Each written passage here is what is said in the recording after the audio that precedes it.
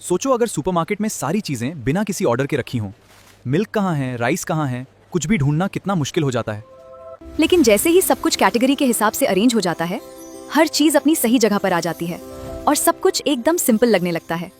बिल्कुल इसी तरह साइंटिस्ट्स को भी 118 एलिमेंट्स को समझने में प्रॉब्लम आ रही थी। इतने सारे एलिमेंट्स को याद रखना आसान नहीं था। जब साइंटिस्ट्स ने एलिमेंट्स को उनके प्रॉपर्टीज के बेसिस पर क्लासिफाई किया, तब बना मॉडर्न पीरियोडिक टेबल, और वहीं से केमिस्ट्री को समझना हो गया बहुत ही इजी। अब सुपरमार्केट टू अरेंज हो गया, लेकिन साइंटिस्ट्स के सामने एक और बड़ा चैलेंज था। इन एलिमेंट्स को किस ऑर्डर में रखा जाए। इस पैटर्न को ढूंढने में साइंटिस्ट को लगभग 100 साल लग गए। हर साइंटिस्ट ने एक नया आइडिया दिया और हर आइडिया ने हमें मॉडर्न पीरियोडिक टेबल के और करीब पहुंचाया। आज हम जानेंगे कैसे डोबेराइनर से लेकर मोज़ली तक की डिस्कवरीज ने दुनिया को दिया modern periodic table. German scientist Johann Dobereiner ने एक इंटरेस्टिंग ऑब्जर्वेशन की। उन्होंने देखा कि कुछ एलिमेंट्स की प्रॉपर्टीज एक दूसरे से बहुत मिलती हैं। उन्होंने ऐसे तीन एलिमेंट्स के ग्रुप्स बनाए जिनकी केमिकल प्रॉपर्टीज काफी सिमिलर थी। इन ग्रुप्स को उन्होंने नाम दिया ट्रायड्स। सबसे सरप्राइजिंग बात यह थी कि बीच वाले एलिमेंट का एटॉमिक मास पहले और तीसरे एलिमेंट के एटॉमिक मासेस के एवरेज के लगभग बराबर था।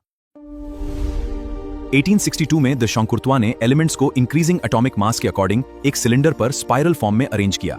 सिमिलर प्रॉपर्टीज वाले एलिमेंट्स एक ही वर्टिकल लाइन में आए और यहीं से पीरियोडिसिटी का कॉन्सेप्ट शुरू हुआ। लेकिन एक प्रॉब्लम थी, सिर्फ कुछ ही एलिमेंट्स इस रूल को फॉलो कर रहे थे। बाकी एलिमेंट्स का क्या? इसी सवाल का जवाब ढूंढने आए जॉन न्यूलैंड्स। 1865 में इंग्लिश साइंटिस्ट जॉन न्यूलैंड्स ने म्यूजिक और केमिस्ट्री के बीच एक बहुत ही इंटरेस्टिंग कनेक्शन देखा। उन्होंने देखा कि जब एलिमेंट्स को इंक्रीजिंग एटॉमिक मास के ऑर्डर में अरेंज किया जाता है तो हर 8वां एलिमेंट पहले एलिमेंट जैसी प्रॉपर्टीज दिखाता है। इसलिए उन्होंने इसे लॉ ऑफ ऑक्टेव्स नाम दिया। जैसे म्यूजिक में हर 8वां नोट पहला नोट रिपीट करता है, वैसे ही न्यूलैंड्स के अकॉर्डिंग हर 8वां एलिमेंट सिमिलर प्रॉपर्टीज दिखाता था। लेकिन यह पैटर्न सिर्फ कैल्शियम तक ही काम करता था। उसके बाद एलिमेंट्स की प्रॉपर्टीज मैच नहीं हुई। अब जरूरत थी एक और बेहतर सिस्टम की, और यहीं से शुरू होती है मेंडलीव की कहानी।